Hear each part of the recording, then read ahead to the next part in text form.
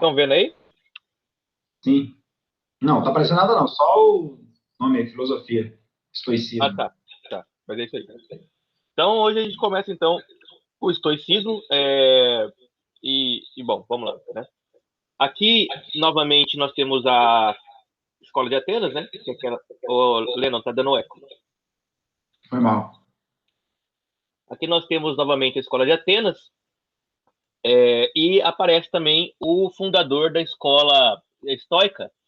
Eu não sei se vocês estão vendo aqui o mouse, né? Mas aqui tem, né, esse azulzinho aqui, ó, com a guirlanda de flores na cabeça, é o Epicuro, né? E do lado dele tem um velho aqui, ó, um velho com capuz, tá bem pequenininho ali do lado.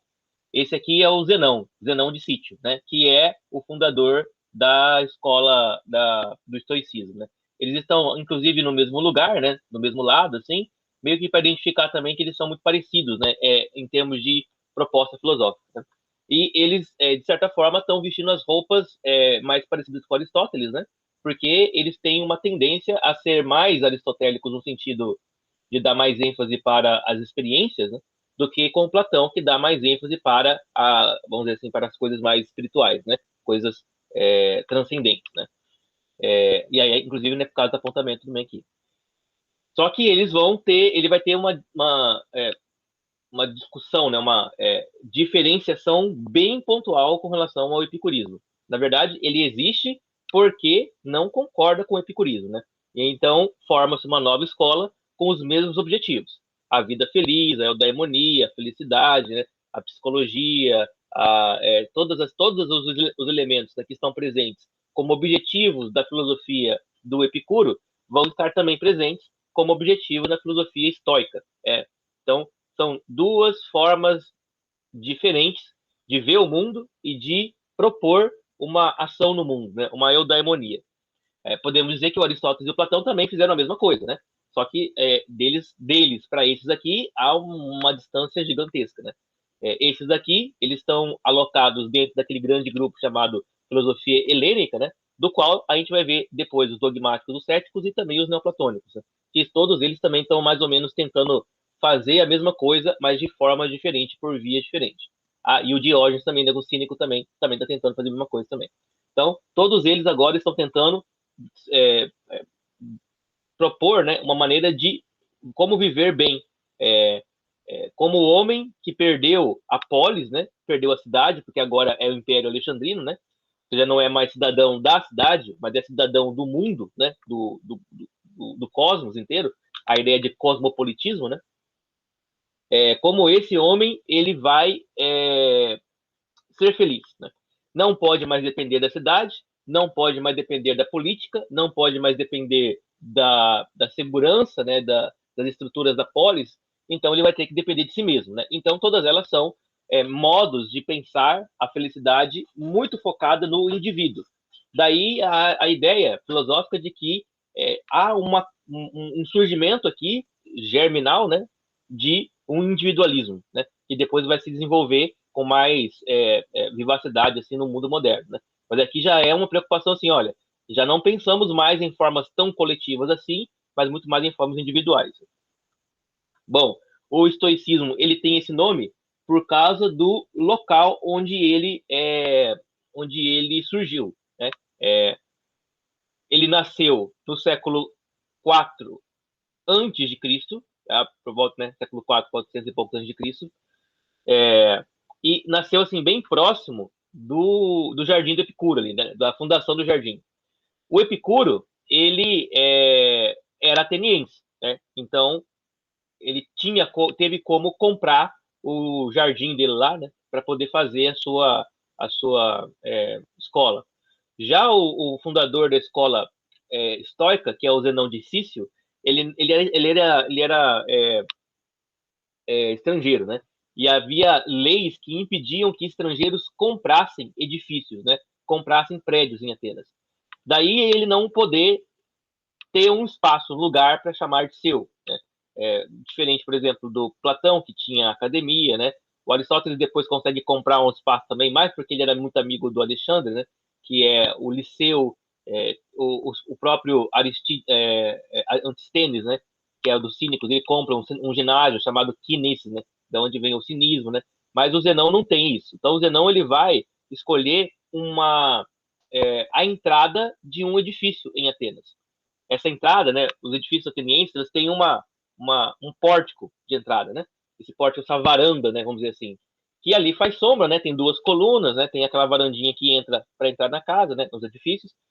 Tinha um pórtico lá muito ornamentado, né? Eu não lembro qual que era o lugar exatamente, mas era um dos pórticos da cidade, cheio de desenhos, assim, de pinturas e tal. E aí ele ficava lá, né? Ele sentava ali no pórtico e a galera vinha conversar com ele ali, né? Então ele é muito mais, vamos dizer assim, ligado, né?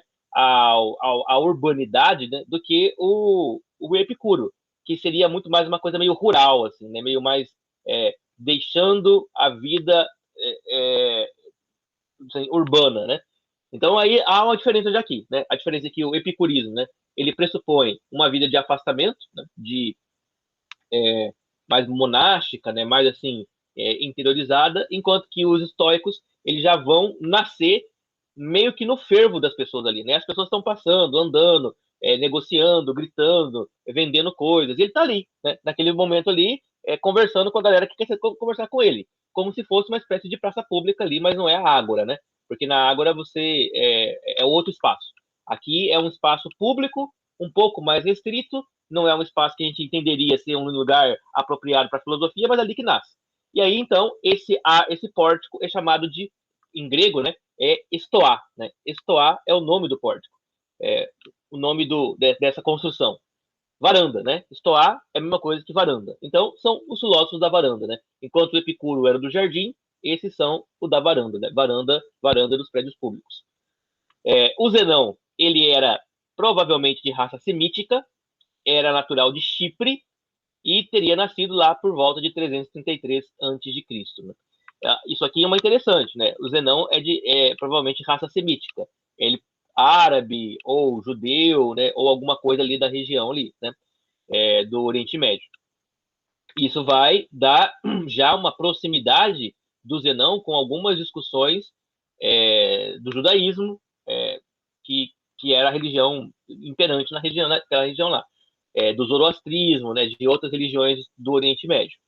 E é fácil depois perceber como, por exemplo, o apóstolo Paulo, né, que que nasceu em Tarso, que era na época de Paulo, né, era um lugar onde se tinha, né, uma discussão estoica muito forte, como ele foi influenciado pela filosofia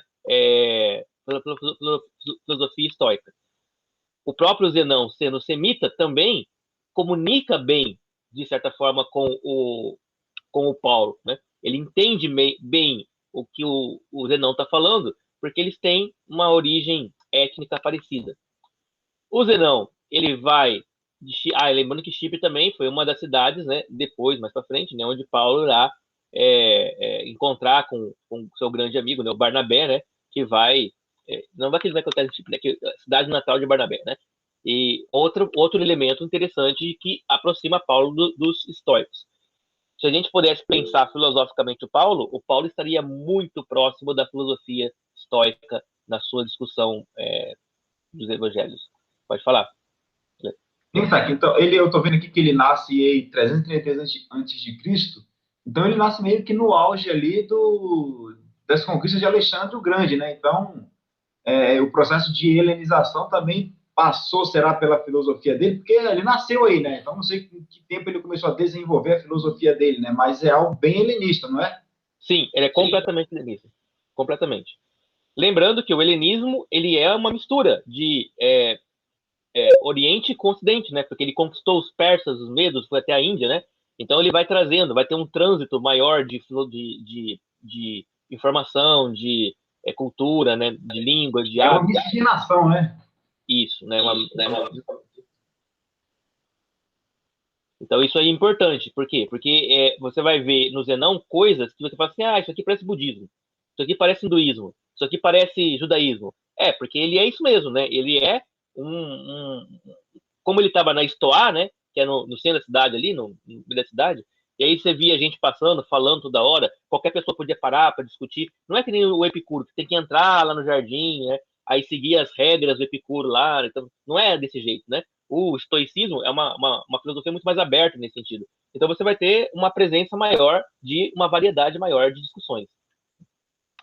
O Zenão, então, ele vai para Atenas, né, em 312. Então é mais ou menos nessa época aqui, né, 312, que ele começa de fato a desenvolver lá as suas ideias filosóficas, né. Ele vai ser influenciado pelo Heráclito, ele vai ser influenciado também por outros filósofos, inclusive com Platão e Aristóteles também, né, vai ler esses caras também. Vai ser influenciado pelo epicurismo, mas vai fazer uma filosofia de discordância do epicurismo, né. Ao invés de ir para o jardim, vamos ir para Estoar, né. Então a ideia é mais ou menos essa. Bom, quais são as premissas do estoicismo, né? A primeira premissa é que ele renega qualquer forma de metafísica. Então, assim como o epicurismo, o estoicismo também é materialista, né? Mas eu diria que o estoicismo é um materialismo mais, vamos dizer assim, mais esotérico, mas que dá uma abertura maior para pensar, né, uma vida espiritual do que o Epicuro. Só que é uma vida espiritual materialista também. É o estoicismo que vai ser a primeira filosofia da história da humanidade a criar o conceito de panteísmo, que vai associar Deus com o cosmos, né? Deus com a matéria. A matéria é Deus e Deus é a matéria. A gente vai entender já já por quê, né? Exatamente isso. Mas diferente do estoicismo, né? Que falava assim, não, ó, Deus está lá no mundo dele, né? No entremundos, né? Falando com a língua deles, comendo a comida deles, né? Vivendo a vida deles, sem se preocupar com a gente. O estoicismo fala assim, não, Deus, ele é tudo. Ele é tudo. Portanto, você deve ter uma postura frente à realidade, né? Como se a própria realidade fosse divina, né? O cachorro, o gato, a árvore, os ventos, o planeta, a pedra, a terra, a natureza, tudo é divino, né? O ser humano, né? Isso é o que a gente chamaria hoje de naturalismo, não é? Um naturalismo, um panteísmo, né? Porque um naturalismo, não sei. Um panteísmo, é. É um panteísmo por quê? Porque ele, de fato, vai atribuir elementos de divindade para a materialidade.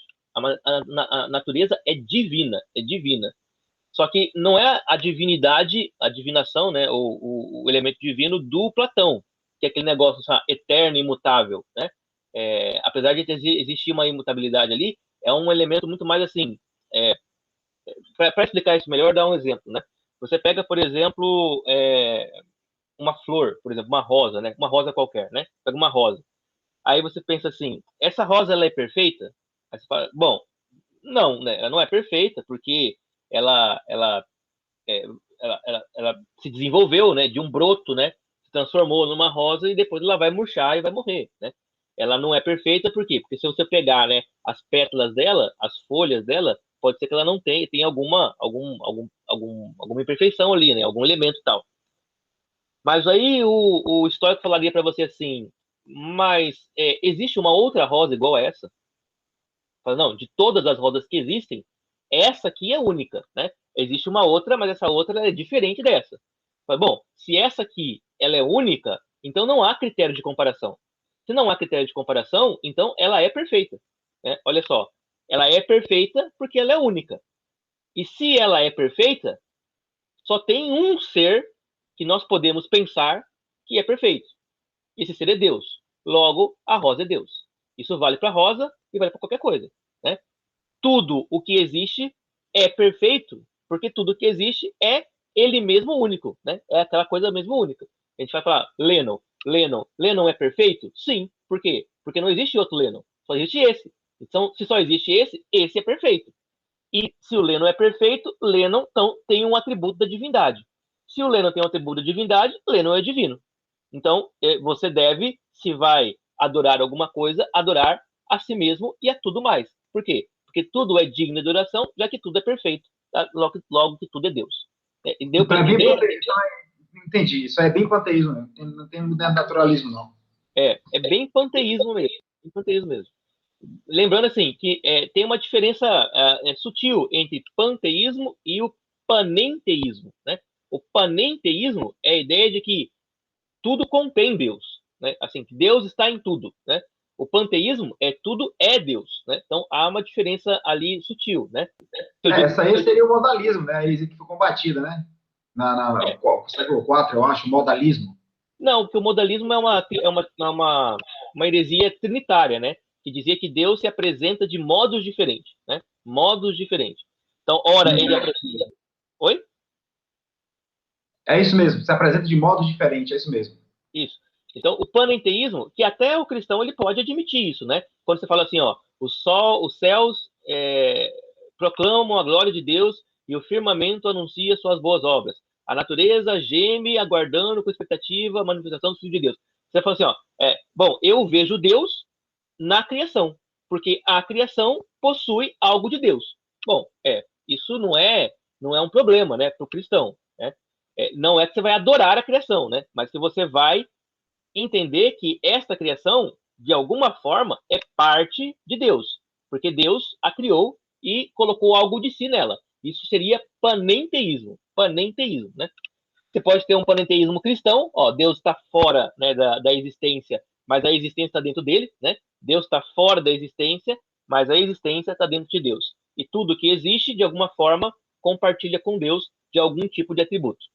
Isso é um panenteísmo cristão, né? Ou um panenteísmo pagão, né? No sentido de dizer que, se Deus está em tudo, então eu devo ter uma certa veneração pela realidade como um todo, porque ela possui, né, fragmentos de Deus, né? E aí você pode até abrir para magia, né, e para outras coisas, né? Agora, o panteísmo não é isso. O panteísmo é dizer, não há um Deus fora, não há um Deus criador externo. A própria realidade é a natureza, é a própria divindade, né? O universo é divindade, né? O Big Bang é a divindade. Não existe fora da matéria uma divindade. Não, a própria matéria é a divindade. Ela é a imanência da divindade e não há transcendência, né? Por isso não há metafísica. Então é um materialismo muito mais sofisticado, eu acho que do que o materialismo do Epicuro, né? Ele também entende a filosofia como arte de viver, e ele também, o Zenão, né, ele era um adversário severo dos dogmas do Jardim, né? O problema do Jardim foi o seguinte, e aí você vai ver, né, que é um problema que a gente vê volta e meia acontecendo, né? O Epicuro não deixava que ninguém discutisse com ele, né, que ninguém discordasse dele.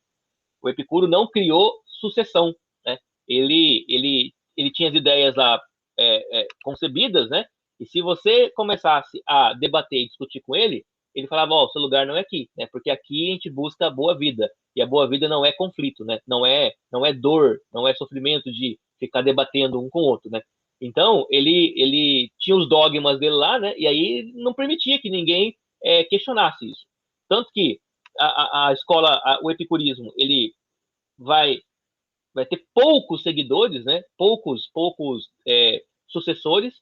Alguns deles, né, vão repetir quase ipsis literis, né, aquilo que o Epicuro falava, porque ele não admitia a possibilidade de uma discussão, né? Já o estoicismo, como ele funcionava no centro da cidade, né, na praça pública ali, né, no ambiente público, né, e todo mundo podia chegar, passar, entrar e sair e tal, né? Você tem uma abertura maior para discussão, o que vai fazer com que o estoicismo não tenha dogmas, ele tem lá os seus princípios e tal, mas todos eles são possíveis de ser dialogados, né, criticados, né, e ele também é muito mutável, né? Você vai ter cada filósofo estoico, ele vai ter um estoicismo próprio dele, né? Vai aumentando, diminuindo, reelaborando, né? E todos eles vão se chamar estoicos, né? Então, estoicismo é o nome de, pelo menos, sim, uma dúzia de filósofos diferentes, né, que são da escola estoica, mas cada um deles pensa de maneira diferente, tem algum elemento, né, semelhante, mas diferente porque está aberto para essas possibilidades de discurso, né, de diálogo. Um outro elemento importante, pode falar. Não, eu ia te perguntar o seguinte, essa liberdade que eles tinham de filosofar, né, digamos assim, filosofar, seja na varanda, né, como estoar, né, que você falou aí, né, na varanda, ou como em outros lugares, no jardim, isso não é fruto do helenismo, né, porque a gente percebe isso acontecendo antes já. Isso é uma característica da cultura grega? Acho que você falou isso na primeira aula de filosofia, não falou? Exatamente. é uma característica da cultura grega, também é uma característica de outras culturas, né? Mas assim, a questão do grego é o seguinte, né? Essas escolas, elas existiam em todos os lugares do mundo, né? Então, na Índia, na China, na Palestina, na Babilônia, em todos os lugares do mundo haviam escolas de pensamento, vamos dizer assim. Mas filosofia é só na Grécia. Por quê? Porque a filosofia, ela procurou explicar as coisas com base na razão e não com base no mito, não com base na religião, né? Enquanto todas as outras escolas de todos os lugares do mundo tinham um grande um grande apego, né, pela explicação mitopoética, né, pela explicação religiosa da realidade, os gregos foram os únicos a propor um caminho puramente ou assim majoritariamente racional. É o que começa a acontecer com os pré-socráticos lá, né? Isso, tu falou isso para nós na primeira aula, eu lembro. Tem até anotado isso aqui. Tu falou isso aí para nós na primeira aula, eu lembro. Isso. Por isso que você não vai chamar de filosofia nenhum outro grupo que não seja o grego nessa época, né? Ah, tem filosofia hindu? Não, não é filosofia, é outra coisa. Tem filosofia budista? Não, não é filosofia, é outra coisa. Tem filosofia lá nas escolas rabínicas, né? Que já existiam, né? Nessa época. Não, não tem filosofia nas escolas rabínicas, né? Da Babilônia lá. É outra coisa, né? Hoje nós chamamos tudo isso de filosofia, hoje. Mas na verdade não é outra coisa, né? Aquilo lá é mais uma questão religiosa, assim, do que uma questão de razão, né? Aí você pega, por exemplo, o Platão, quando ele criou a academia, né? Ele teve que registrar a academia lá no cartório da cidade, né? E ele registrou a academia como um culto religioso, mas ele registrou a academia como um culto religioso à razão, né? À razão. Por quê? Porque não tinha outra coisa. E essa liberdade que eles tinham aí, foi algo que era natural, foi algo que foi determinado? Tu consegue me dizer se não, eles tinham a liberdade de fazer isso, já era parte da cultura deles, do comportamento deles, era algo natural, porque você vê no jardim, na varanda, na praça, lá no, como é que é o nome do lugar lá, que eles iam para lá, onde Paulo lá discursa. No Partenon. Exatamente, então isso era algo já natural mesmo, da natureza deles? Partenon não, na Acrópole, né? Então, sim, o que acontece, né? A Grécia, como você já viu no mapa, né? Ela é insular, né? Ela é ilha, né? Um monte de ilha. E aí, no Mar Mediterrâneo. E o Mar Mediterrâneo, ele liga ali Europa, África e o Oriente Médio. Ali. Então, tem muita gente passando por ali o tempo todo, né? De navio e tal, né? Fazendo comércio, né? Isso tornou a Grécia um lugar cosmopolita. Ou seja, tinha sempre muita gente ali.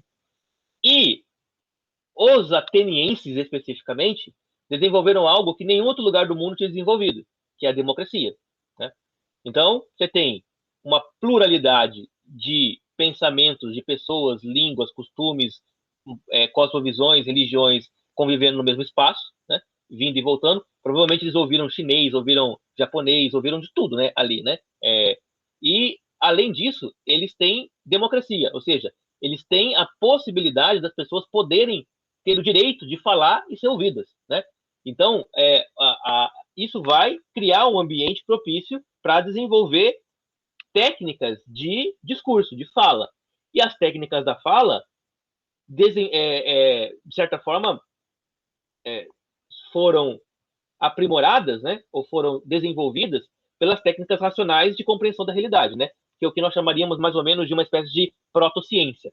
Os pré-socráticos, eles são protocientistas, né? Tanto que você tem lá o átomo sendo descoberto, né? Essas coisas todas lá, né? Protocientistas. E aí vem os sofistas, que são filósofos da linguagem, né? Que vão fazer lá toda a questão dos discursos, né? Da retórica. E aí surge o Platão, o Sócrates, né? Surge o Platão como um filósofo que vai pegar uma parte, né? Um pouco daquela questão pré-socrática da ciência, um pouco da questão retórica e desenvolver um sistema filosófico. Platão pode fazer isso, por quê? Porque ele está numa cidade democrática, cheia de gente diferente, que pode trazer para ele experiências de mundo que ele não teria se ele estivesse morando numa tribo isolada. Show de bola, entendi. Era isso que eu queria saber mesmo, show de bola. Então, é uma confluência de fatores, né? Eu acho que você nunca pode explicar uma coisa com base apenas na geografia dela. são as pessoas, né, que fazem, no final das contas, né, as coisas. Mas a geografia ajuda muito a você entender os caminhos, né? Então, ali é uma questão geográfica importante, né? Sociológica também importante, né? Para explicar isso. Bom, então, o estoicismo também vai negar essa questão atômica, né? O atomismo do Epicuro, né? Porque, se vocês lembrarem, né? Nós temos lá o Demócrito, que ele foi o primeiro, né? A propor, o Leucipo e o Demócrito, né? Os primeiros a proporem a teoria do átomo. E neles, essa teoria do átomo, ela era, ela formava as coisas por necessidade, né? Ou seja, os átomos eles se unem porque eles têm formas específicas que em algum momento irão se encontrar e irão se unificar. Então, as coisas existem porque tem que existir para o Demócrito, né? Para o Epicuro, ele criou a teoria do Clímanen, né, que é aquele negócio da declinação dos átomos, né? Eles estão caindo, na verdade, meio que, né, enviesados assim. E eles têm formas diversas, mas que se encontram de maneira fortuita, né, ao acaso. Então, o Epicuro ele discorda do Demócrito no sentido de dizer assim: a realidade não existe por necessidade, né? Nada tem finalidade. Tudo é por acaso. Por acaso formou e quando desformar, né? Quando desagregar os átomos, vai fazer outra coisa, né? O estoico ele não concorda com isso, né? Ele vai dizer, não, nós não somos um agregado de átomos. Nós não somos isso. Por quê? Porque se nesse agregado de átomos eu encontro a perfeição, não há outra maneira, né, desses átomos estarem juntos se não for pela própria necessidade. Né? Você imagina, né? Se esses átomos resolvem se juntar e fazer um ser humano que tenha, sei lá, orelha no pé, né, a boca na nuca, né, sei lá, o nariz no umbigo, né? Você tem um ser que ele não consegue sobreviver. É como se ele falasse assim, olha a loucura do Epicuro, né? O estoico falando, né? Olha a loucura do Epicuro. Dizer que nós somos fruto do acaso, sendo que nós temos um organismo que funciona de maneira absolutamente perfeita. Absolutamente sim. Se tiver qualquer coisa fora do lugar, ele já tá zoado, já não funciona direito, né? Então ele vai falar, não pode ser assim, não pode ser o acaso. Deve ser a necessidade. E aí os estoicos vão inserir um conceito, inserir não, né? Mas vão recondicionar, né? Vão retomar um conceito importantíssimo da filosofia, que é o conceito de logos. Então, assim, existe uma inteligência, né? Inteligência que ordena e coordena todas as coisas com uma finalidade. Mas essa inteligência, ela é também matéria para o estoico, né? Ela é parte do mundo material. É o que ele vai chamar de alma do mundo, né? A gente vai ver já já isso, né? Mas é mais ou menos isso. E e aqui assim, e esse talvez seja a maior distinção, né? A arte de viver, ou viver bem para os estoicos, não tem nada a ver com prazer, nada a ver com o prazer do Epicuro, com a ataraxia e com a aponia, né? Do Epicuro, né? Há uma ataraxia também nos estoicos, mas ela é diferente, né? O que é importante para os estoicos é você aprender que na vida existem coisas que são inescapáveis e você não deve fugir delas. Você deve enfrentá-las de peito aberto, como alguém que entende que tudo o que acontece acontece com propósito. Lembra lá que o Epicuro dizia assim, foge daquilo que te provocará dor. O estoico vai falar, não foge não, enfrenta aquilo que te provoca dor, para que você entenda o propósito daquela dor. Então ele não foge, né? É a ética melhor para um soldado, por exemplo, né? Você não foge, você enfrenta, porque ao enfrentar você entende o significado. Se você foge, você é covarde, né? Ele vai dizer, o epicurismo é uma filosofia covardona, né? Ela não enfrenta a vida, porque ele acha já que ele acha que a vida ela não tem significado, e sentido e finalidade, então, ou seja, né? Por que enfrentar as coisas? Já o estoico não.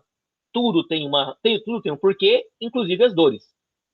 Então, quando a gente fala hoje, né? Hoje, a palavra estoica, né? Enfrentar a vida estoicamente, né? Virou como que a gente diz isso? Um adjetivo, né? Acho que é adjetivo, né?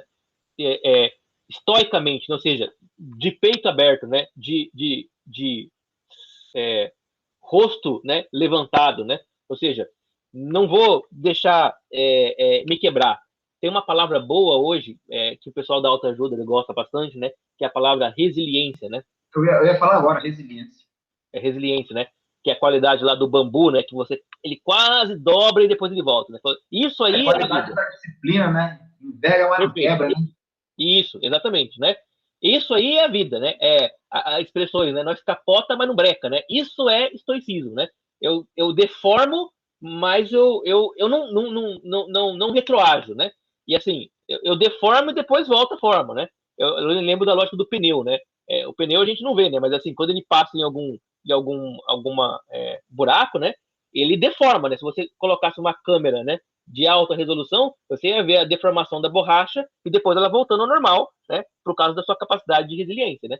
Então é isso. O epicurismo, o estoicismo, ele é um árduo defensor da resiliência, enquanto que o epicurismo é um árduo defensor da fuga, né? Da fuga, de você não. Ele também tem uma resiliência, mas assim, ela é mais fraca, né? Você só vai aceitar aquilo que é completamente inevitável, diria o Epicuro, né? Já o estoico fala assim, não, existem coisas que você poderia evitar, mas que, se estão acontecendo com você, tem um propósito, né? Tem um propósito. Ah, eu tô aqui na minha casa começou a pegar fogo, né? Ué, tem um propósito nisso, né? Coragem, vai lá e apaga o fogo. O Epicuro fala, ih, cara, vai dar trabalho, larga a mão, não precisa sair de casa mesmo. Então, são propostas diferentes, né, da arte do bem viver, né? E as duas têm seus sentidos, né? Você vai pegar, por exemplo, hoje, a maior parte dos terapeutas de psicologia, né? A maior parte é mais epicurista do que estoicista, né? E aí você pega aquele pessoal do coach, né? Esse pessoal é mais estoico nesse sentido, né? Porque eles trabalham mais com aquela questão, né, quando eu falo coach aqui, não é o coach de vida, né? Mas é aquele coach de empresário, né? O coach de empreendedor, né? Fala, não, você tem que catar, você tem que pegar, você tem que sofrer mesmo, é assim mesmo, tal. Mas é o ganho, né? Sem dor, sem ganho, né? No pain, no gain, né? Então, assim, é aquela coisa de você enfrentar essas coisas, né? Isso é bem moral estoica, nesse sentido. Então, logo, né, os estoicos eles vão ser extremamente antidogmáticos, né? E isso aqui é outro elemento que diferenciava do Jardim, né? Do Jardim do Epicuro. Aqui isso também já foi comentado também, da Estoa e tudo mais e tal, né? Então, esse antidogmatismo, ele é bem importante para os estoicos porque vai permitir que o estoicismo ele se modele ao longo do tempo, né? Então, você vai ter um estoicismo antigo, um estoicismo romano, um estoicismo latino, então você vai ter vários tipos de estoicismos diferentes, né? Porque ele é antidogmático. Aqui a gente vai ver esses períodos, então. Bom, nós temos pelo menos, né, aqui é uma divisão arbitrária da história da filosofia do Giovanni Reale, né? Claro que outros não seguem essa mesma lógica, né, mas alguns não seguem. A ideia, então, é que houve pelo menos 3 períodos do estoicismo na história antiga, né? Um período que é o estoicismo antigo, a antiga Estoa, outro é o médio Estoa e outro é a nova Estoa.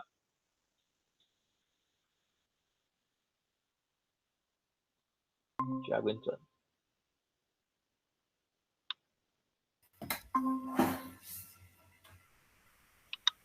Bom dia, flor do dia. Bom dia, tava sem luz aqui, pô, não tava aí, Sérgio? Cara, aqui ainda tá sem uma fase 220, entendeu? Só tá 110. Aí eu tava sem bateria. 110 tá funcionando de boa, 220 não tá não.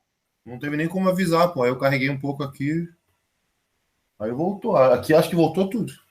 Não tá minha fase, não. Muito bem, então vamos continuando, então.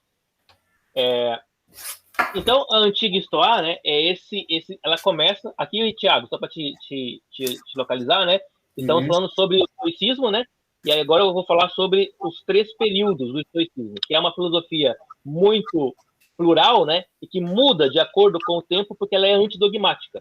Ela não tem um dogma fechado. Cada filósofo estoico ele tem a liberdade de criar, recriar, de pensar, de fazer, né? E de propor ideias novas, né? Até discordando do anterior, tá? Então, a antiga Estoa, principais nomes, né? O Zenão, que é o fundador, né? Aí o Cleanto de Assos, esse cara aqui é o cara que foi o sucessor do Zenão, né? E aí o Crisipo, de Soli. Veja que nenhum deles ele o Zenão é de Cícero, né? Nenhum deles é de Atenas, ou seja, todos eles são estrangeiros, né? Aí outro caráter fortemente cosmopolita do estoicismo.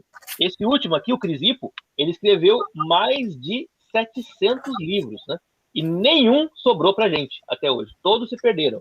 Mas pra você ver a quantidade, né, de produção filosófica que o cara escrevia, né? Provavelmente ele passava o dia todo escrevendo, né? Bom, esse aqui é o estoicismo antigo, né? O mais clássico, vamos dizer assim, que vigora até mais ou menos o século III a.C., né? Mais ou menos ali 100 anos, né? Aí você tem um estoicismo que vai do século II ao século I a.C., que é esse médio estoar, né? Que os principais nomes é esse Panécio e esse Posidônio aí, que já tem uma infiltração eclética na doutrina originária, né? Então você já tem elementos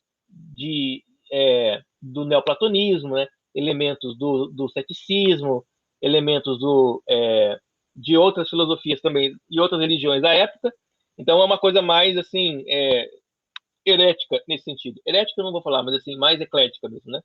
E por último estágio, né? Que é do século I depois de Cristo em diante, que é isso que nós chamamos de Nova Estoa, ou a Estoa romana. É essa Estoa aqui, é este estoicismo que o Paulo vai conhecer, né? E vai ser educado com base nesse estoicismo, né? Bom, este estoicismo é a filosofia romana da época do Paulo. Assim, se tem alguma coisa que né, o ápice, né, da produção romana, é esse tipo de estoicismo. E ele vai ser tão importante, né, e tão influente que vai ter até imperador romano filósofo, né, que é o Marco Aurélio. O Marco Aurélio, ele foi um imperador romano, se não me engano, ele é anterior ao Cômodo, né? Ele aparece naquele filme lá, O Gladiador, né? Aquele filósofo velho, né? E ele é um filósofo estoico, né? Ele escrevia filosofia, tem lá as meditações de Marco Aurélio. Você vê, né? O quão longe chegou, né? Ou seja, você se torna, né? A filosofia, o estoicismo se tornou tão popular, que até o imperador romano da época ele tornou-se ele mesmo próprio um filósofo estoico, né? Então são essas três fases aí da filosofia estoica. Por isso você vai então ter variações, né, na compreensão da filosofia. Uma coisa que o Zenão propunha, né, e aqui nós estamos falando da Estoa antiga, né, para começo de conversa, né? Então, o que eles propõem? Desde Platão e Aristóteles, a filosofia ela já tinha uma divisão que ela foi respeitada dali para diante, né? A divisão era a física, a ética e a lógica, né? A lógica sendo a parte da filosofia que trabalha com demonstrações, né? Com o discurso, com a retórica, a física com a compreensão da realidade e a ética com uma espécie de filosofia prática, né? Ou seja, o que é que eu devo fazer, né? O Aristóteles ele vai dividir, tem mais duas partes, né? Uma chamada filosofia primeira, né? A teorética ou a metafísica, que trabalharia, né, com elementos que não são da física, da matéria. Isso os helenísticos não concordam, então eles não vão trabalhar com essa questão, né? E também o Aristóteles dividia também a filosofia em filosofia técnica, né? Que seria a parte que estudaria a produção tipo artística dos homens, né? A produção material dos homens, que também é uma coisa que eles não se preocuparam aqui. Então eles mantiveram essa estrutura lógica, essa estrutura trinitária da filosofia: a lógica, a física e a ética. Assim como o Epicuro. O Epicuro tinha uma lógica, tinha uma física e tinha uma ética, né? A lógica do Epicuro é uma lógica cheia de aporia, né? Cheia de defeitos, de buracos, né? A física do Epicuro é a física atomista, que tinha por finalidade dar fundamento para a ética dele, que é o que mais importava, né? Que é o tetrapharmakon lá, né? A ética hedonista, né? Aqui nós vamos ter também a mesma coisa. O Zenão vai fazer uma metáfora. Vai dizer, olha, a filosofia estoica, ela é como se fosse um pomar. Um pomar, né? Aí menção ao jardim, né? A lógica, ela é representada pelo muro que cerca o pomar. E para que serve a lógica? A lógica serve para, primeiro, delimitar o escopo. O que é escopo? Escopo é corpo, né? São os limites do que você vai falar, né? Quando você vai falar assim, eu quero fazer ciência. Tá, mas que tipo de ciência? Sei lá, orgânica. Orgânica em que tipo de organismo? Você está delimitando o escopo, né? Então, quando você vai falar de alguma coisa, né? Vou falar sobre política. Não tem por que você começar falando de política, né? Sei lá, explicando, sei lá, matemática, né? Os escopos são diferentes. Não quer dizer que uma coisa não tem nada a ver com a outra, mas quer dizer que são caixinhas diferentes, né? Que você vai ter que delimitar para poder ter uma lógica de raciocínio. Caso contrário, você vai ficar falando de maneira incompreensível, né? Então, delimitação do escopo e defesa do jardim, né? Defesa do pomar. O que tem dentro do pomar é mais importante do que o muro. Então, a lógica, ela tem uma função, e essa função é utilitarista. Ela protege o interior da filosofia estoica. Você não deve ser, para o estoico, um filósofo lógico. Você deve usar a lógica para delimitação e defesa das suas teses, que são teses mais profundas, né? A física é representada pelas árvores, né? Que são a substância da filosofia. E aí a gente vai entender aquilo que eu falei para vocês lá no começo da aula, né? O porquê dele considerar tudo Deus, né? A física dele é isso, né? É uma física que diviniza o cosmos, né? A materialidade. Mas o que é mais importante é o bem viver, né? É saber como eu devo viver. E aí a ética, ela representará, né? Será representada pelos frutos, né? Que é o objetivo do pomar. Então, para que serve a filosofia? Para o Epicuro, para os estoicos, a filosofia serve para produzir uma ética. Essa ética é resultado de uma reflexão física, que para ele, né, não tem metafísica, então é a totalidade da realidade, né? A discussão física é a discussão da totalidade. E que deve ser dialogada, né, por meio de uma lógica, que deve, inclusive, conseguir defender essa mesma física das tentativas esotéricas, metafísicas, de tentar desconsiderar ou desqualificar a ideia da divinização do mundo, né? Então, essa é a estrutura básica do pensamento estoico. E isso vai estar presente em todos os estoicos. Todos, né? Aí, então, entramos agora na teoria mesmo. Bom, lá no epicurismo, nós tínhamos o conceito de prolepse. Só para a gente lembrar, a prolepse é uma antecipação, né? Eu meio que sei como as coisas vão ser, porque eu meio que, por experiência, vejo que elas vão se repetindo, né? Eu sei que amanhã o sol nascerá, porque eu sei que ele nasceu nos últimos 30 anos que eu vi ele nascendo. Então, isso é o quê? Prolepse, né? Prolepse. E a prolepse é uma forma, né, de conhecimento da realidade. Onde está fundamentada a prolepse? Nos sentidos. Então, visão, paladar, audição, tato, né? Eu vou observando a realidade, vou criando, né, uma antecipação, vou criando uma noção de continuidade, né? De que as coisas elas têm uma previsibilidade, e aí eu vou antecipando o que poderá acontecer, né? O Leno estava falando sobre isso no começo da aula, né? Eu não vou tomar vacina porque eu antecipo que isso não é por causa da vacina, isso é um cerceamento da minha liberdade, né? Eu vou perdendo a minha liberdade aos poucos, eu antecipo, né, aquilo que aconteceu anteriormente, e por isso eu já me precavo para que eu não me coloque nessa situação. Isso é uma prolepse, baseada nos sentidos de observação históricas, vamos dizer assim, né? Poderia ser, pelo menos. No caso dos estoicos, ele vai falar assim, olha, de fato, são sentidos que operam para que a gente conheça o mundo. Nesse caso, então, eles são empiristas. Daí a proximidade deles com Aristóteles, né? Que também era, de certa forma, ele também valorizava a empiria.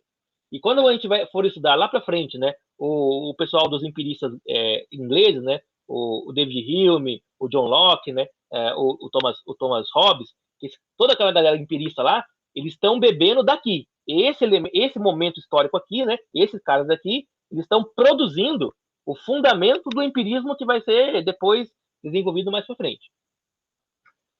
Os meus sentidos, então, quando eles observam a realidade, eles criam dentro da minha cognição representações. Não é prolepse, é representação.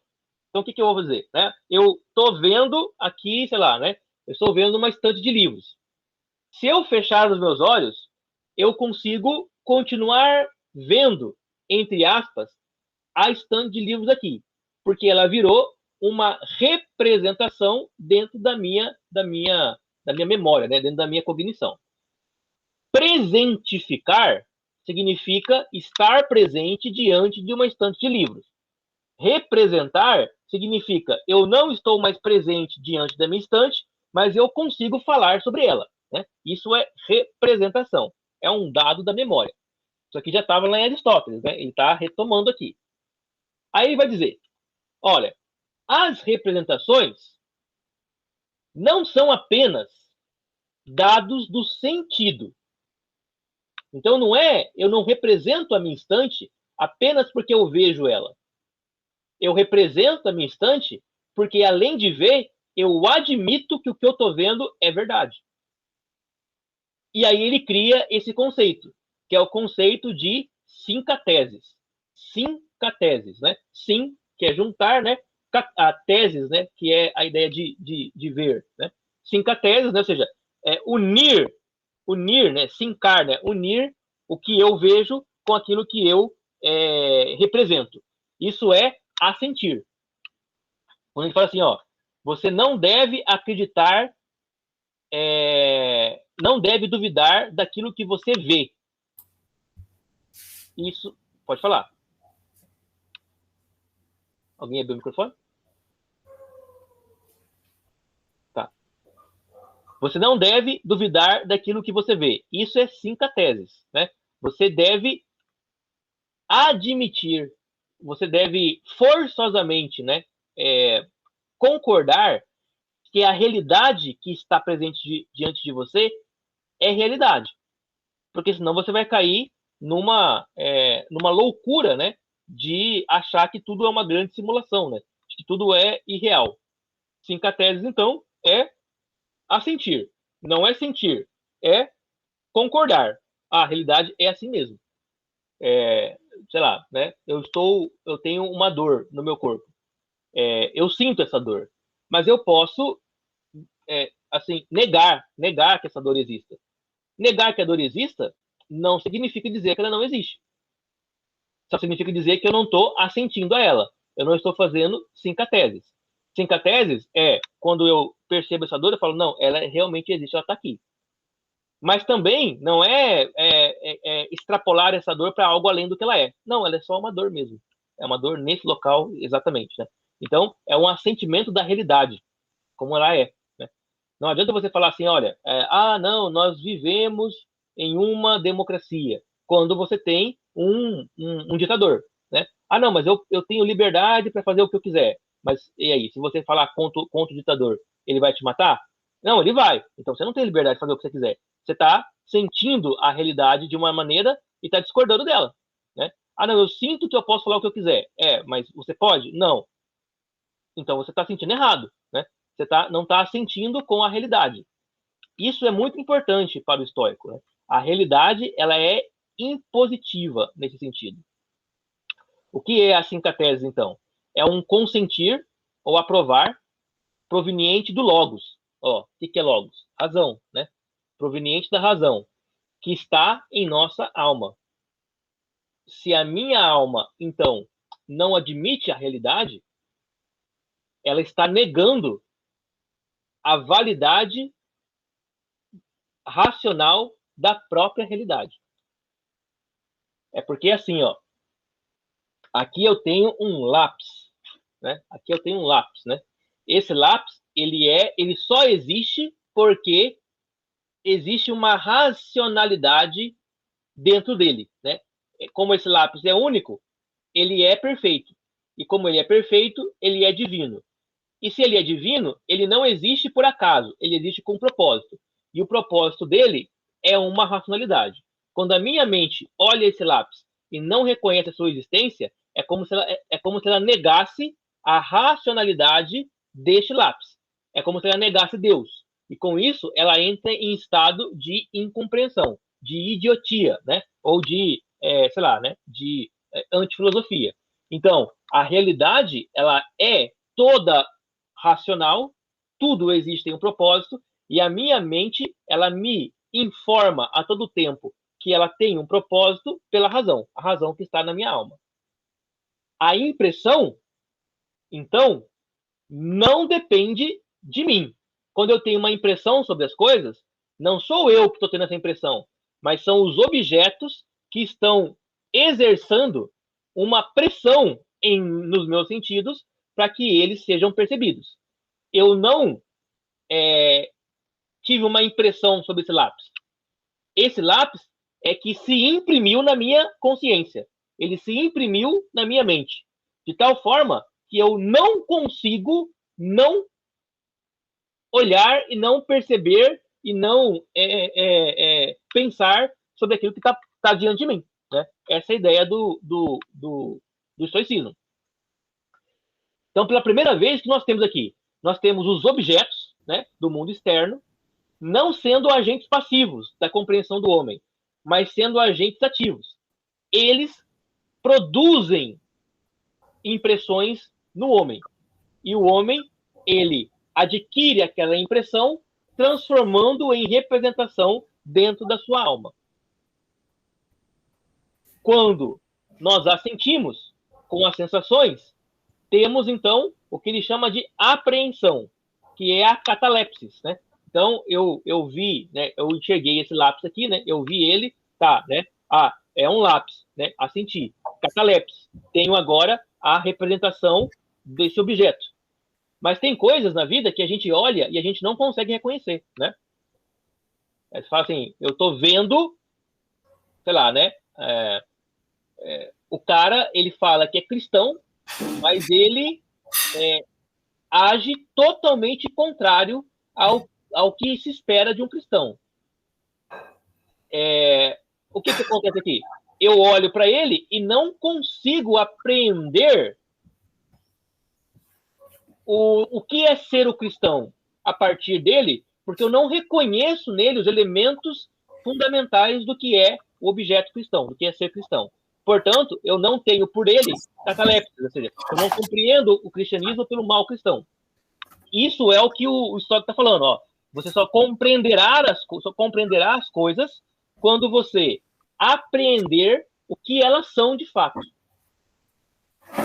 Isso ele vai chamar de representação compreensiva ou representação cataléptica. Representação é assentimento, apreensão é catalepsia. Então, só temos sincateses e catalepsia. Esta é o único critério ou garantia de verdade. Eu só sei que uma coisa é verdadeira se eu apreendo ela por meio da representação cataléptica. Tá difícil isso aqui? Tá complicado?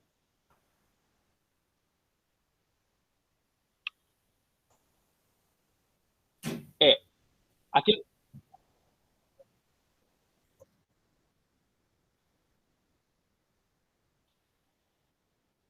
Isso. O lápis eu coloquei na sua frente. Beleza. O que o lápis produziu em você? Ele produziu uma pressão sobre os seus sentidos. Né? Então, assim, ó, eu tô aqui. A sua razão, ela produziu, aliás, os seus sentidos foram, então, captados, né? Foram cooptados pelo lápis. E aí você teve que concordar que o lápis existe. Porque se você estivesse vendo esse lápis, assim, não, ó, eu não tô vendo nada. E você tá falando isso sério, assim, eu não tô vendo lápis aqui. Você não tá fazendo o quê? Assentindo. Então tá concordando, né? Não sei se você já passou por isso, né? Você explica uma coisa para alguém, uma coisa óbvia para alguém, e a pessoa fala, não, mas eu não entendo isso. Ou seja, ela não está assentindo com a realidade. Se ela não está assentindo, ela não faz sincateses. não sincou aquilo. Não sincou. E se ela não sincou, ela não aprendeu. Se ela não aprendeu, ela não compreendeu. Se ela não compreendeu, ela não entendeu a realidade.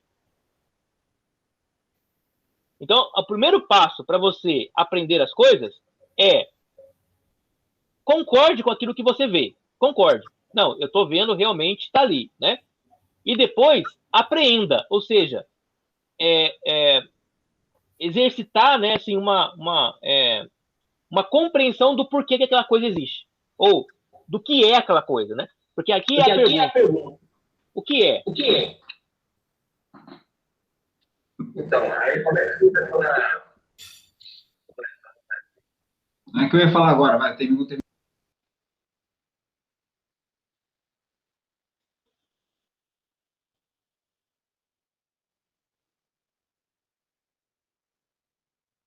Então, ele tem, as diferentes formas de sentir, porque assim, lembra, eles são individualistas, né? Assim, então, cada pessoa, ela não vai ter como formar um dogma. Então, não haveria um dogma do frio e do calor, né? Eles não são matemáticos nesse sentido. E, na verdade, frio e calor só são dogmáticos quando eles são na matemática, né? Porque quando ela não é da matemática, eles são subjetivos, né? Cada pessoa sente de uma forma diferente. Mas assim, você tá com frio. Se você não concordar que tá com frio, você não vai deixar de sentir frio.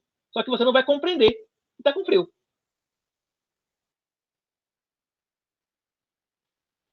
Isso. Fala, Fred. Fala, Leno. Você falou o seguinte, né? Falou assim, ó, olha para o lápis que tem na sua frente aí, olha, e acredite nos seus sentidos. E aí, se a pessoa não quer acreditar na realidade, aí você usou um termo aí que eu não lembro agora qual é, né? E aí, até que ponto isso não pode ser olha, não, eu não quero acreditar nisso porque isso não vai dar certo com a visão de mundo que eu tenho. Por que eu trouxe esse exemplo, visão de mundo que eu tenho? Porque dia 7 de setembro teve manifestações gigantescas, né? Mas as pessoas estão negando isso. Muitos estão negando, dizendo que não, que foi meia dúzia, que não sei o que, blá, blá, blá, blá. Tipo assim, não está acreditando no que o olho está vendo, entendeu? Até que ponto isso é porque discorda do entendimento que você tem e até que ponto isso pode ser mau caratismo mesmo? Então, aí o ponto, né? Assim, tá dando eco, Porque aí o que o histórico vai falar? Olha, aquela pessoa que olha e não concorda, ela não assente, né? Ela olha, vê, aquilo está presente diante dela, ela não assente. Essa pessoa, ela não é, ela é uma idiota, né? Assim, idiota no sentido grego, né? Ela é alguém que não busca compreensão da realidade. O que você poderia fazer, no caso, né, é você olhar, não, tinha muita gente, né? Você apreende isso e você tenta compreender a razão pela qual, né? Compreender isso, né? E isso é o que o estoico está falando. Você não faz filosofia se você não procura compreender. Você não compreende se você não apreende. Você não apreende se você não concorda. E se concorda com quem? Concorda com os seus sentidos. Se eu disser assim, olha, não, o fogo não me queima, o fogo não me queima, o fogo não me queima, e eu coloco a minha mão no fogo, a minha mão vai queimar. Então, quer dizer, eu sou um idiota. Por quê? Porque eu não assenti com aquilo que é sensível. Eu estou enganando a minha mente com uma falácia, né? Com uma narrativa que é contrária ao que há de mais é, mais denso, né? Mais elevado, né? Na compreensão da realidade, que é a própria realidade em si. Então é uma coisa de falar que homem não engravida, homem não engravida. E tem gente falando, entendeu? Tipo assim, como se isso fosse algum absurdo. Porque eu vi um médico falando, um médico pedindo desculpas, na verdade, numa palestra lá no Nordeste, porque por ter dito, olha só, o médico deu a palestra e ele disse o seguinte, que somente fêmeas engravidam, né? E aí, mulheres, na verdade, somente mulheres engravidam, e aí ele começou o discurso dele, assim, sem politicagem nenhuma, né? Não falava de política, né? Então, somente mulheres engravidam, e aí ele começou a discorrer lá no assunto que eu não lembro mais, que eu comentei até na rádio.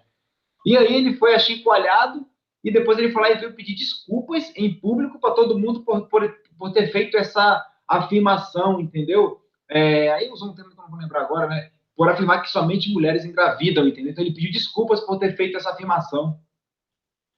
E aí você vê, né? E isso aí é por que acontece? Porque nós estamos num jogo de narrativas, né? E de retórica. Retórica. O que acontece aí, né? O que é uma mulher? Ele entende mulher como um ser biológico. Quem está criticando ele entende mulher como um construto social, né?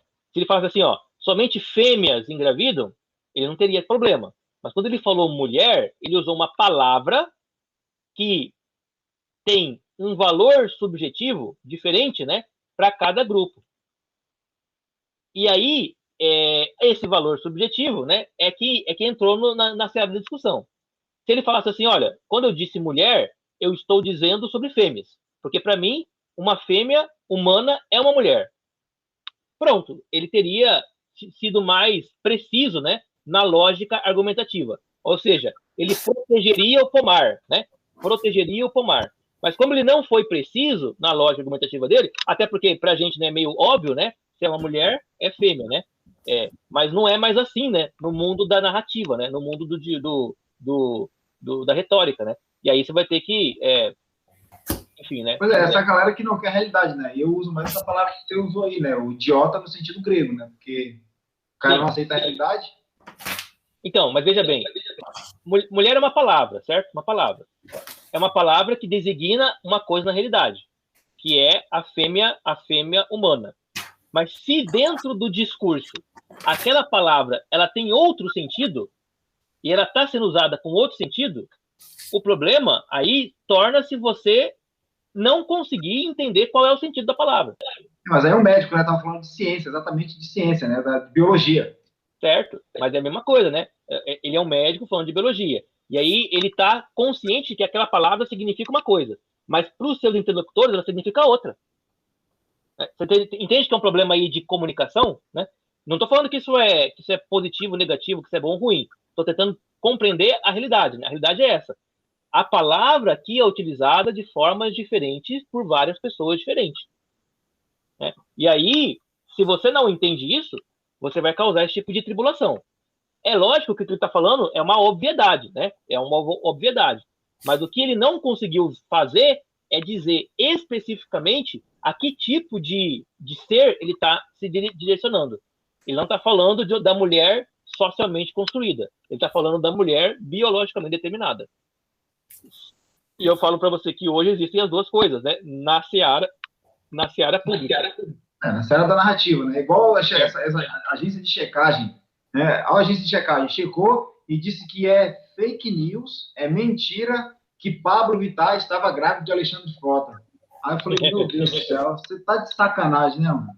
Então, olha que nível que a gente chegou. Aí a narrativa. Oi. Falando isso, eu lembrei aqui, até olhei aqui para conferir, né?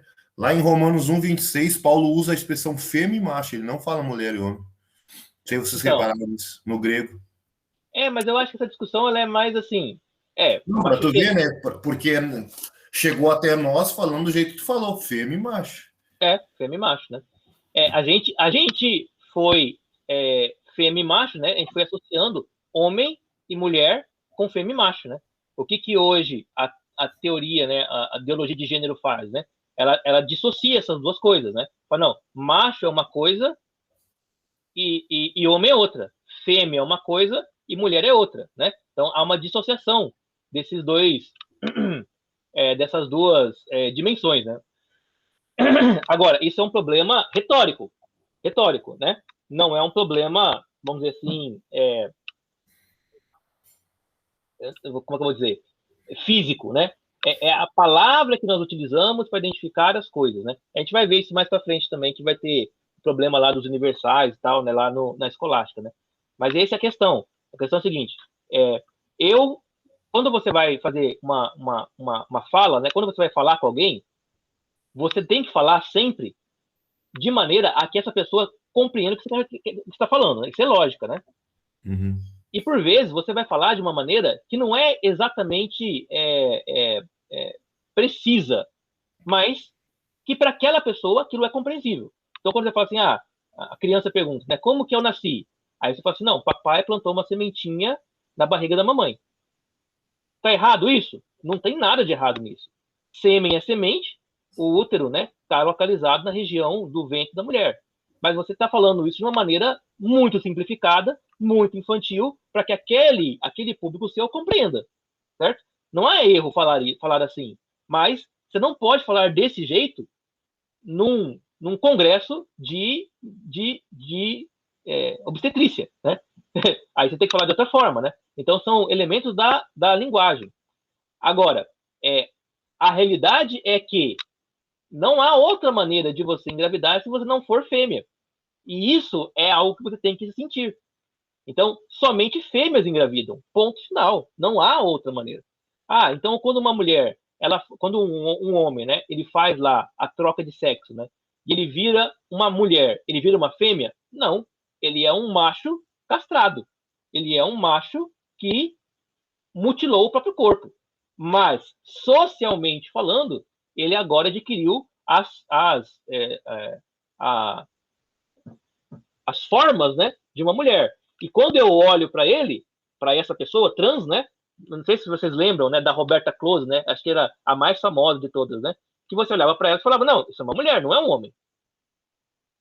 Por quê? Porque a representação, os sentidos, né, eles estão atuando ali, né, compreendendo aquilo. Agora, quando você olha para alguém que não fez a transição, que está entre um homem e uma mulher, você tem o quê? Uma confusão de sentidos, né? E aí você cria uma nova palavra para poder classificar esse ser que não é nem uma mulher, nem um homem, né? É travesti, né? Sei lá, né? Qualquer outra coisa assim, né? Mas você vê que tudo isso é uma questão de linguagem. E a realidade, ela vai se impor à linguagem na medida em que ela for precisa, né? A realidade, ela tem que ser precisa. Deu para entender isso ou não?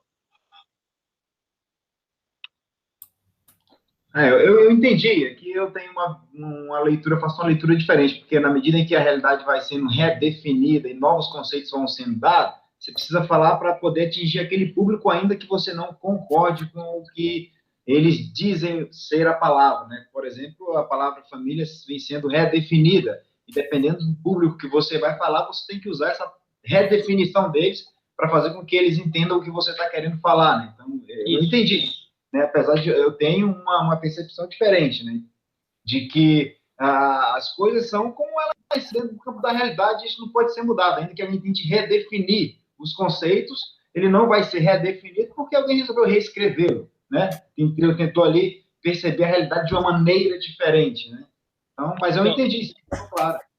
Mas isso que você falou agora é importante, ó. Você falou assim, ó, o conceito ele pode ser redefinido, a realidade não.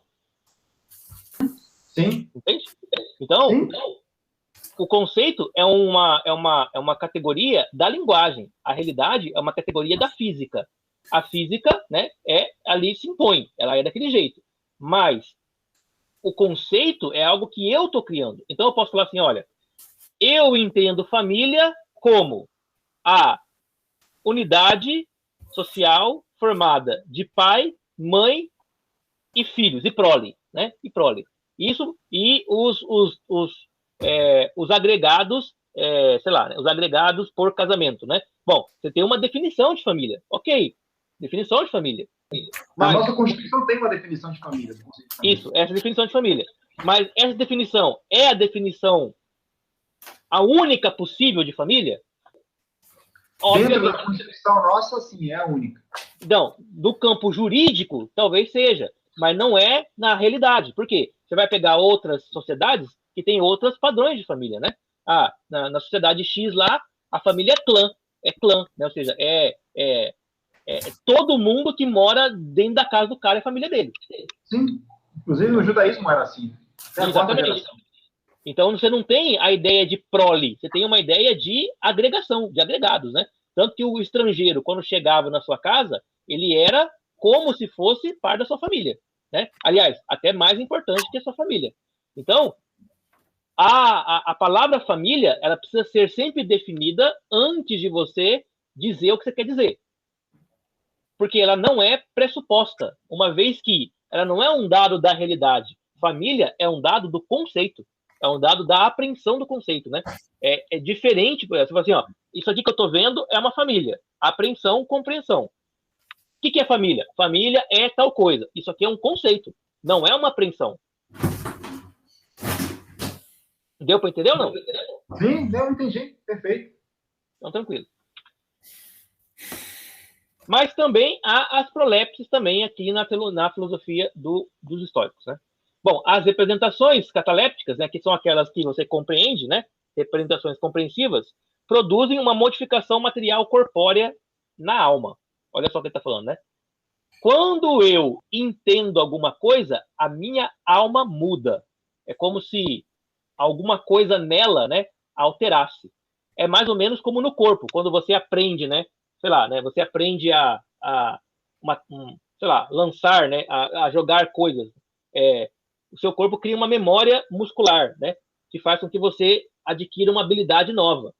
Quando você começa, por exemplo, isso aí é interessante, né? Quando você começa a fazer aula de dança, né? Aula de dança, o seu corpo muda, o seu jeito de andar muda, a sua postura muda, os seus movimentos mudam, porque o seu corpo adquire um conhecimento que altera, né, a materialidade do seu corpo. O corpo, né, se altera. Também ele vai falar, cada conhecimento novo altera a sua alma. A sua alma muda, ela se torna cada vez mais habilidosa, né, cada vez mais adaptada, né? Então há uma mudança da alma, entendendo que a alma, para o estoico, ela é matéria, não é espiritual, ela é matéria. Então, assim como o corpo altera, a alma também ela é alterável também. Ela aumenta, ela diminui, ela fica mais densa, fica mais efervescente, né? Mais vaporizada, né? Mais, é outra palavra, né? Mais fraca, vamos dizer assim. Da representação cataléptica, que é da compreensão, né, passamos à intelecção. E da intelecção ao conceito, que você está falando agora aqui. Então, o que acontece? Né? Eu vou lá, observo uma coisa. Né? Observei o lápis. Né? Observei o lápis. O lápis pressionou os meus sentidos e criou dentro da minha mente uma imagem dele. Essa imagem é uma representação do lápis. E agora eu compreendi. É madeira, grafite, borracha, metal, formato cilíndrico, mais ou menos, sei lá, 10 centímetros, tal. Eu compreendi isso. Ao compreender isso, eu coloquei o lápis na minha intelecção. Agora eu posso, então, projetar lápis na minha mente, né? E posso, inclusive, reproduzir o lápis com outros materiais. Isso é intelecção. Por quê? Porque a partir dessa intelecção, de entender o lápis, eu criei um conceito. Este é o conceito de lápis. E quando eu olho essa outra coisa aqui, eu não digo que ela é um lápis, por quê? Porque o conceito daquilo que eu vi antes não condiz com o conceito que eu estou vendo agora aqui, né? Não condiz com essas formas. E aí eu crio, então, um novo processo cataléptico com nova intelecção e novo conceito para identificar esse outro objeto. E aí eu consigo diferenciar os dois, né? Ou seja, você vai, então, compreendendo a realidade, criando conceitos por meio da intelecção, por meio da compreensão da representação cataléptica. Mas existem as prolepses. O que são as prolepses? As prolepses são antecipações. Tudo que eu falei até agora só pode acontecer quando eu tenho a experiência imediata com os objetos. Né? Mas como é que eu posso conhecer alguma coisa que eu não antecipei ainda? Né? Alguma coisa que eu não vi ainda. Né? Como eu posso conhecer algo antecipadamente à experiência? Aí os estoicos vão lançar mão de um conceito chamado de prolepses inatas, que seria algo assim: nós nascemos com algumas noções pré-concebidas na nossa alma. Essas noções é a noção, por exemplo, de justiça, é a noção, por exemplo, de beleza, é a noção, por exemplo, de bondade, é a noção, por exemplo, de, sei lá, né, de verdade. E essas noções, elas são consideradas universais.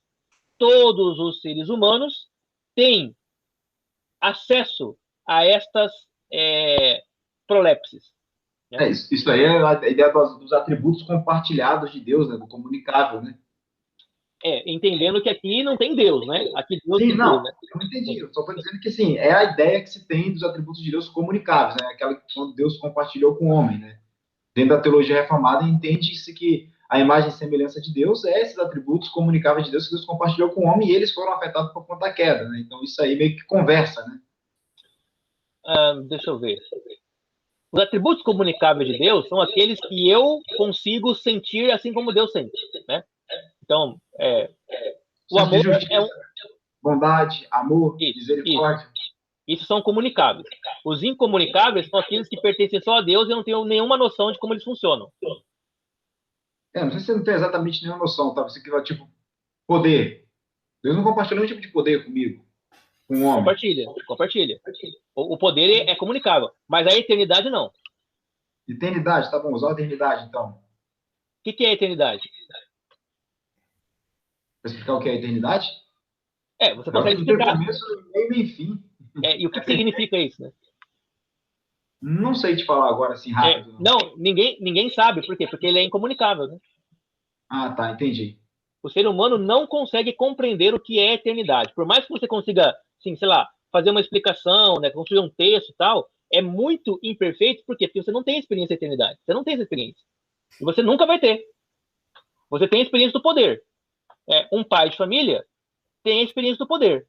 Você fala assim, Deus tem poder, claro, né, de maneira muito superior, mas eu compreendo o poder de Deus porque eu tenho poder sobre meu filho.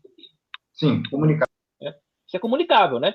Agora, incomunicável é quando Deus tem, por exemplo, Deus é atemporal, Deus é onipotente, onipresente, onisciente. Essas coisas eu não tenho a menor ideia do que significa, né? Porque eu não tenho experiência disso, né? Isso é incomunicável, certo? Isso, sim. Tá. O que é a prolepse no caso aqui? A prolepse, aqui, elas são ideias, né, abstratas, que a gente não precisa ter experiência delas para saber que elas existem. A ideia de justiça, a ideia de beleza, de bondade, a ideia de verdade, eu não sei. Assim, eu posso não conhecer todas as verdades, ou a verdade, né, com V maiúsculo. Mas a minha alma, ela sempre me informa de que ela existe. Isso é uma prolepse, né? É uma admissão de determinadas realidades, né, verdades, né, que não dependem da experiência para que elas estejam presentes na minha cognição. Deu para entender? De boa, sim, deu. É claro que quando você coloca Deus, a coisa fica muito mais simples nesse sentido, né? Por quê? Porque você explica a origem dos universais, né? Se Deus existe, esses universais, eles são criados por Deus, né? Que é o que vai acontecer lá Eles só não estão chamando de Deus, né? Nós estamos chamando de princípios universais, né? Mas não estão chamando de Deus. Mas aí para o cristão isso vai ser Deus, né? Não. Para o cristão vai ser coisas que Deus criou. Isso, não vai ser Deus, exatamente. O que eu quero dizer é exatamente isso, né? Coisas que Deus, características, né? Eu posso falar assim, entendeu? Sim, são entidades, são entes, né, que existem. Quer dizer, a verdade existe, né? A beleza existe, a justiça existe. Ela existe. Eu nunca experimentei, eu nunca vi, mas ela existe. Existe por quê? Porque Deus criou a justiça. Porque Deus criou a verdade. Então ela existe. E como é que eu sei que ele existe se eu nunca experimentei? Porque a minha alma conhece. A minha alma anseia por algo, e esse algo que a minha alma anseia, ela só pode ansiar se ela existir de fato. Um argumento interessante sobre isso é o argumento do Descartes. Né? Descartes falou assim, eu vou provar para você que existem ideias inatas. Né? Vou provar para você que existem ideias inatas. Você nunca viu nada perfeito na vida. Você nunca viu nada perfeito na vida. No entanto, você passa a sua vida toda observando as imperfeições de tudo. Você veja, eu nunca vi nada perfeito na minha vida, mas eu consigo ver a imperfeição de tudo. Ao observar a imperfeição de tudo, eu estou pressupondo que exista uma perfeição. Caso contrário, eu não poderia dizer que alguma coisa é imperfeita. Né? Se eu não pressupor a existência de algo, eu não consigo dizer que o contrário desse algo existe. Eu pressuponho a existência de perfeição, mesmo sem nunca conhecer nada perfeito. Aí o Descartes vai falar, e quem colocou? E onde está essa ideia de perfeição? Ela está na sua alma. E quem colocou ela lá? Somente um ser que é perfeito para compartilhar da sua própria realidade com a alma humana. Daí o Descartes vai concluir que Deus existe porque os seres humanos buscam a perfeição. E essa perfeição seria um dado que nasceu com a gente. Ela não foi percebida, não foi criada a partir da experiência. Ela é algo que é inato. É mais ou menos isso que aqui eles estão fazendo. Só que tirando a ideia de Deus, ele está dizendo, o universo possui conhecimentos, né, possui realidades que estão presentes sem que eu as enxergue, ouça, veja, experimente. São realidades que não estão acessíveis à experiência, mas que são conhecidas pela minha alma. Essas são as prolepses. Eu antecipo que essas coisas existam, mesmo sabendo que elas, mesmo nunca tendo experiência dela. É por isso que um artista, quando vai fazer uma obra de arte, uma escultura, ele vai almejar fazer a escultura mais perfeita possível.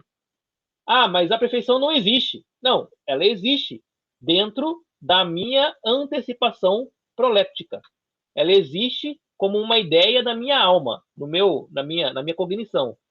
Na realidade, nem a minha estátua será perfeita, mas ela estará sempre na busca pela perfeição. Estou colocando a perfeição aqui como um exemplo, tá? Não esse exemplo não é um exemplo estoico, mas só para a gente tentar entender o que ele está querendo dizer aqui, né? Se eu olho, por exemplo, para uma sociedade e vejo que ela entende que algo é justo, quando na verdade aquilo que ela está fazendo causa injustiça, eu não me deixo convencer pelo que a sociedade está propondo como justiça, porque eu tenho na minha alma uma percepção da justiça que indica que aquele ato que é considerado justo, na verdade não é, mesmo que todo mundo concorde, né? E aí a questão, não é porque todo mundo concorda que é verdade, muito pelo contrário, né? A unanimidade por vezes é muito burra, né? Já dizia Nelson Rodrigues, né? Por vezes não, toda vez, né? Toda unanimidade é burra, né? Eu vou ter que sair lá, né? Vou ter que atender o avião ali que vai pousar, cara. Tô de serviço. Valeu, galera. Falou. Tchau. Muito bem. Então, nós teremos, então, no estoicismo, né, um materialismo bem acentuado. Né? O ser, em maiúsculo, o que é o ser? Né? O ser é aquilo que dá identidade às coisas. Né? O ser, ele é sempre corpo e corpo individual. Veja bem, né? Existe o ser por trás, o ser por trás das coisas materiais. Esse ser por trás das coisas materiais é também um tipo de matéria. Por exemplo, né? Existe um ser do corpo humano, do corpo de um homem. Esse ser do corpo do homem, ele é formado de cabeça, ombro, joelho, pé, mão, braço, dedo. Né? Você corta um dedo do corpo, você não cortou um dedo do ser, você cortou um dedo da matéria. Cortei um dedo do meu corpo, o meu ser continuará tendo 5 dedos, enquanto que o meu corpo agora tem 4, né, numa mão. O ser, que seria essa dimensão abstrata, né, dimensão meio que espiritual da realidade, para os estoicos, ela é uma dimensão material. Só que ela é um tipo de matéria diferente, né, de qualidade diferente. Os universais, que é a justiça, a bondade, né, eles não têm corpo, né, eles são incorpóreos. Mas eles não são ideias, como é lá em Platão. Eles são incorpóreos porque eles são uma realidade empobrecida do ser. Porque para o estoico, quanto mais corpo, quanto mais matéria algo tem, mais rica a coisa é. Olha que interessante, né? A justiça, ela só vale quando ela só vale, não. A justiça, ela é mais excelente quando ela é materializada em um ato de justiça. A ideia de justiça, ela é uma coisa empobrecida, que pode nunca ser posta em prática. E por isso, nem deveria ser uma preocupação filosófica. Porque a preocupação filosófica é com como as coisas são, não como as coisas deveriam ser. O que não significa que a justiça não exista. Ela existe, mas ela existe de maneira empobrecida, né? É um ser sem corpo. Para um estoico, quando ele fala assim, olha, Deus não tem corpo, o estoico vai dizer, bom, esse é um Deus fraco, né? Ele é pobre, porque ele não pode ser percebido pelos homens. Ah, estoico, mas Deus encarnou na forma de Cristo. Aí o estoico fala, esse é um Deus poderoso. Por quê? Porque ele chegou no mais alto grau possível de compreensão da realidade, que é a materialidade. Então, o estoico, ele olharia para Cristo e diria, Cristo é a representação mais perfeita da divindade. E ele olharia para o Deus do Antigo Testamento e ia dizer, esse Deus é a coisa mais fraca possível que poderia existir na realidade. O que é, então, né, o ser, né? Perdão, os universais, né? Os universais são um tipo de ser que são ligados somente à atividade do pensamento. A justiça, o amor, a beleza não são matéria, elas são realidades que o meu pensamento consegue acessar, mas que não tem corpo. Elas somente são meio que seres empobrecidos que estão presentes no cosmos em algum lugar. Tá de boa isso aqui? Tá. Tá bom. É mais complexo esse para eu achei, mas... É mais elaborado, né? Mas esse aqui é só a lógica. Então, você tem que pensar como um estoico pensa, né? Pensar como o estoico pensa. O estoico não está preocupado em pensar conceitos abstratos, né? Ele está preocupado em pensar coisas práticas, né? Concretas. Você pergunta assim para o estoico, né? O que é ser um bom marido? Né? O estoico, a melhor maneira do estoico explicar para você isso é dizer, olha, tá vendo tal fulano? Tá vendo sei lá, né? O João? Ele é um bom marido. Por quê? Porque ele é materialmente a manifestação dos comportamentos que nós entendemos ser os mais apropriados para ser um bom marido. Mas se eu falar assim, não, um bom marido é aquele que dá atenção para a mulher, é aquele que está sempre lá dando provisão, está sempre lá, tal. Bom, mas essa pessoa ela existe? Esse conceito aqui, essas ideias abstratas, elas existem na materialidade? Cadê? Se elas não existem, bom, elas não tem razão de ser para a gente, né? Não tem por que a gente pensar nisso. Pensar em algo que é tão ideal que é inalcançável. O que importa é o que existe. Ficou mais fácil? Sim, ficou mais fácil. Verdade. Então, quando pensa assim, a justiça. O que é justiça? Eu quero ver, né, alguma coisa material que é justa, para eu saber o que é justiça. Porque pensar na justiça como conceito, bom, tá, ele existe. A minha mente conhece esse conceito, mas ele não significa nada para mim. Por quê? Porque eu vivo num ambiente onde esse conceito não se materializa. Né? Então é aquele negócio de você viver assim, na ilusão, né, ou na realidade, né? O que importa é a realidade, né? O resto tudo não vou dizer que é ilusão, né? Mas assim, é irreal, né?